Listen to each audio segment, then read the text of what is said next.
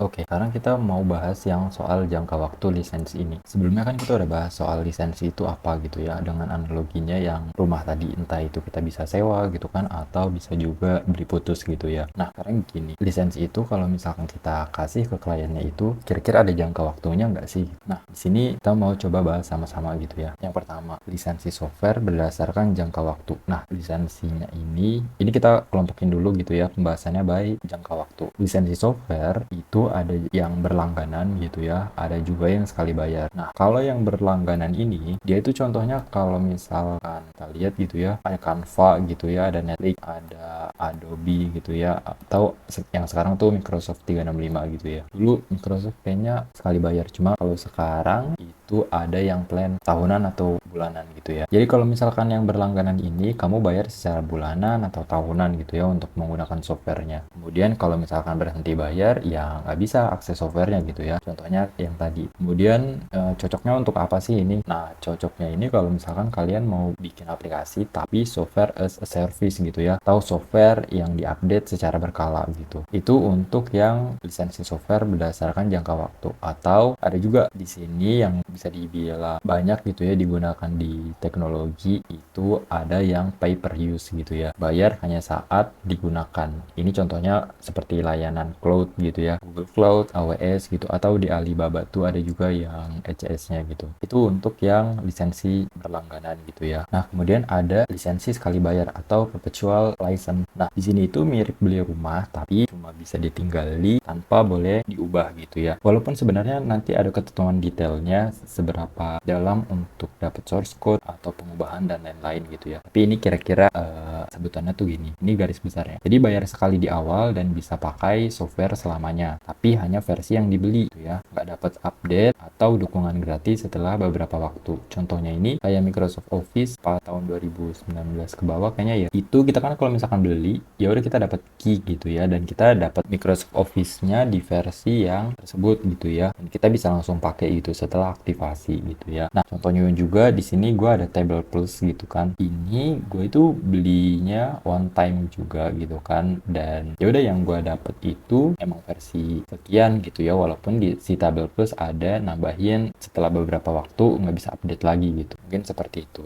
Nah, tapi Table Plusnya ini masih bisa dipakai gitu ya, mungkin versinya aja dan nggak dapat update. Atau di sini bisa juga one time purchase plus maintenance fee. Nah, untuk yang varian ini itu gue pengalaman tuh bikin aplikasi bank itu ada biaya developmentnya gitu ya, jadi dia one time purchase dan dia lisensinya sekali bayar gitu ya, tapi tetap ditambahin maintenance fee. Jadi kalau misalkan ada kendala dan lain-lain, ya kita masih tetap bisa bantu gitu. Karena di dalamnya tuh ada fitur notifikasi WhatsApp. Nah, di situ itu agak rentan banget gitu ya kalau misalkan bermasalah dan lain-lain gitu. Contohnya kalau misalkan ada perubahan integrasi WhatsApp-nya dan lain-lain, nah itu perlu kita sesuaiin lagi. Nah, di sini ada maintenance fee juga. Selain itu, karena usernya itu yang akses bisa sampai puluhan ribu, makanya kita handle juga untuk scalingnya gitu, entah itu horizontal ataupun vertikal, mungkin gitu. Untuk yang lisensi berdasarkan jangka waktu, ada yang berlangganan, ada juga yang sekali bayar. Nah, kemudian lisensi juga dibedain berdasarkan hak penggunaan. Di sini ada lisensi komersial atau commercial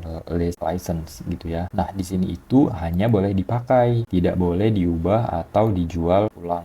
Nah, biasanya ini digunakan untuk perusahaan untuk kebutuhan kerja gitu ya. Dia nggak dapat source code-nya gitu ya. Nah, di sini contohnya ada Windows, Photoshop, atau AutoCAD gitu ya. Nah, kemudian yang kedua ada lisensi open source. Untuk kalian mungkin yang pernah pakai VS Code gitu kan, atau misalkan nge-install package gitu lah ya, package Laravel atau NPM gitu. Nah, itu biasanya tuh license-nya open source gitu ya. Kalau misalkan kita akses, itu bisa dilihat tuh kalau misalkan di GitHub-nya gitu ya. Nah, tapi si open source ini tetap ada aturannya gitu ya, boleh dipakai, diubah, dan dibagikan ulang, tapi dengan aturan tertentu. Contohnya ada Linux, WordPress, atau PostgreSQL. Nah, beberapa jenisnya ini pertama GPL gitu ya, General Public License, bebas dipakai dan diubah, tapi software yang dibuat dari ini itu harus open source juga gitu. Nah, kemudian yang kedua MIT License. Nah, ini bebas dipakai dan ubah, tapi nggak harus open source gitu ya. Seperti itu. Nah, perbandingan singkatnya dari jenis lisensi yang udah kita jelasin tadi, itu yang pertama ada berlangganan, cara bayarnya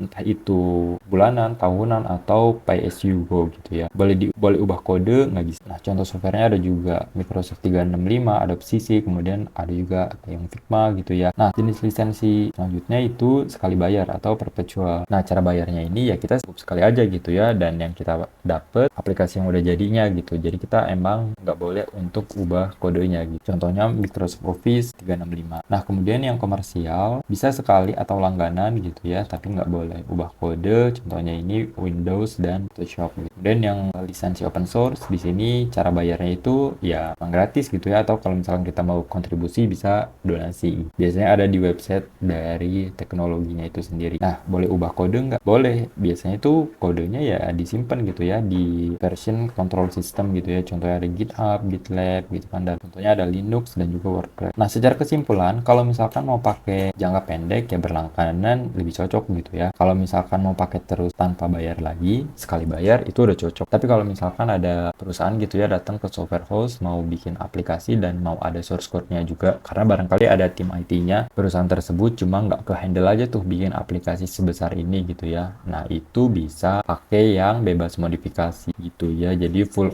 ownership. Nah, kemudian kalau mau bebas modifikasi kemudian nggak terkait bebas gitu ya, nah itu bisa pakai yang open source gitu ya. Jadi balik lagi ke penjelasan soal jangka waktu lisensi ini gitu ya. Kita udah tahu nih lisensi itu berdasarkan waktu, ada yang berlangganan, ada juga yang sekali bayar gitu ya. Kemudian ada juga lisensi ini berdasarkan hak penggunaan, ada yang secara komersial, ada juga yang open source gitu. Selanjutnya kita akan lanjut ke bentukan lisensi itu gimana sih gitu ya.